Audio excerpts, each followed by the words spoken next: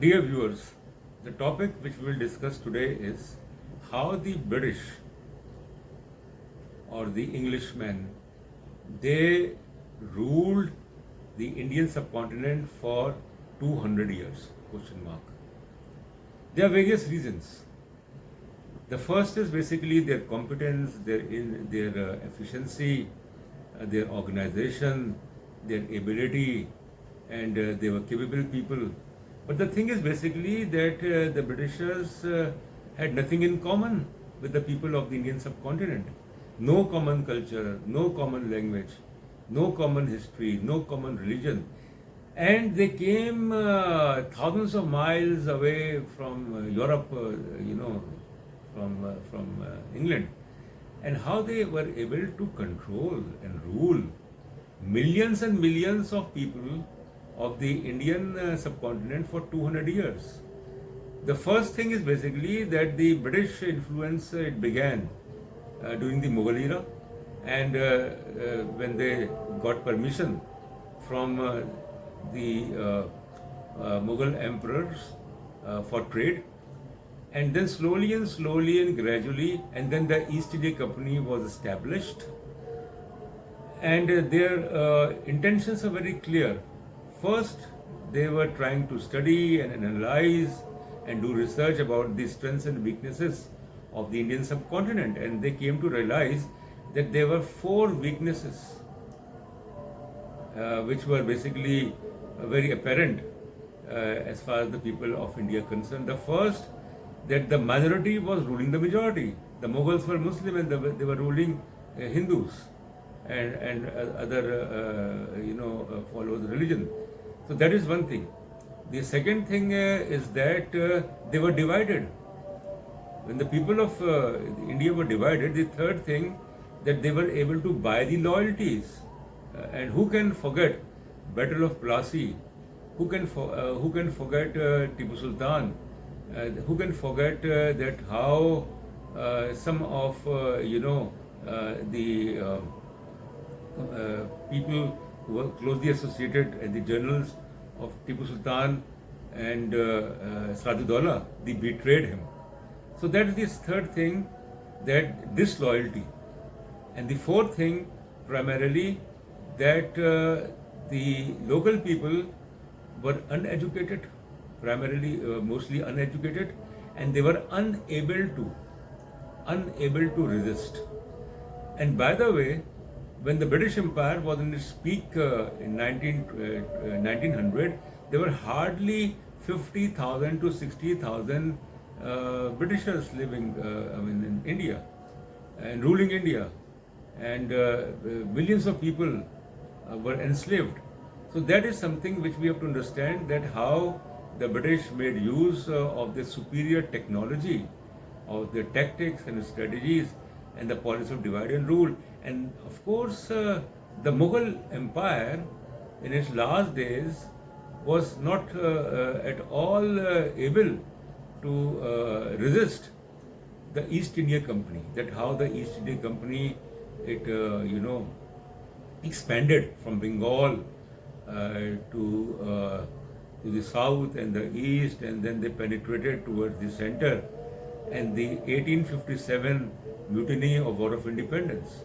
And 1857, when the East India Company's rule came to an end, and the British Crown took the direct, control of British India.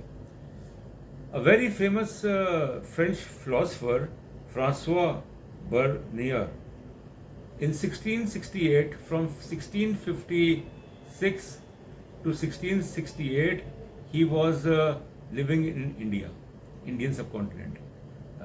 French philosopher Francois Bernier, 1656 to 1668.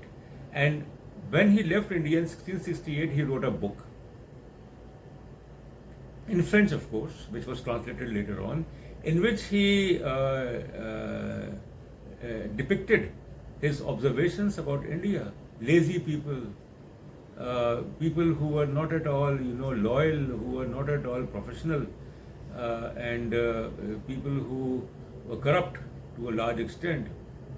So his impressions and his observations, which were made by the French doctor, historian, and philosopher Francois Bernier.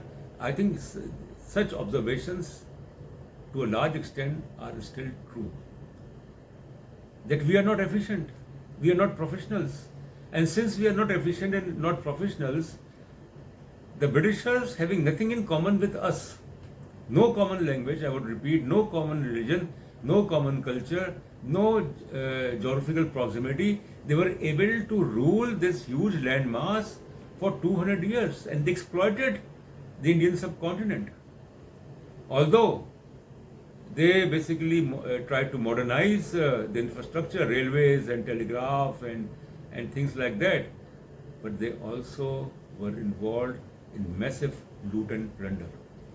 That before the British East India Company took control during the Mughal time, India was a very rich country, Indian subcontinent.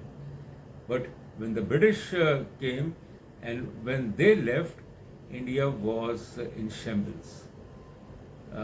Who can forget the famous famine in Bengal, 1940s? Who can forget that the British, they were more interested in exploiting and taking the wealth from India? So that is true. What about Kohinoor?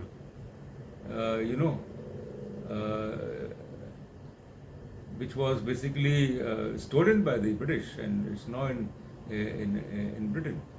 So that is something which we have to understand, that the question how the British were able to rule the Indian subcontinent for 200 years, that is something which reminds one of divide and rule, of inefficiency, of corruption and nepotism. And had the Mughal Empire at that time and the emperors and others been professionals, been smart enough, the Britishers wouldn't have dared to. And why they were given permission by the Mughal emperors? Were they not able to understand what they were up to? And the British, they were able to overwhelm the Dutch and the Portuguese because they were smarter than them. And India, a Julian crown in the British Empire, when they realized that it was not possible for them to govern after the First World War and the Second World War, they left India. But unlike the Mughal Empire and other rulers of India who came from outside, the British, we don't see there. The legacy of the British rule is only in the form of English language, or in the form of the dress, or some sort of cultural, type of a thing. Otherwise, you will not find any trace of 200 years of British rule, except the fact that some of the good things which they did. For example, the canal system in Punjab, and the railways and the bridges and things like that, that is true. And we were not able to maintain, various industries, not the industries, the infrastructure development during the British time. Thank you very much.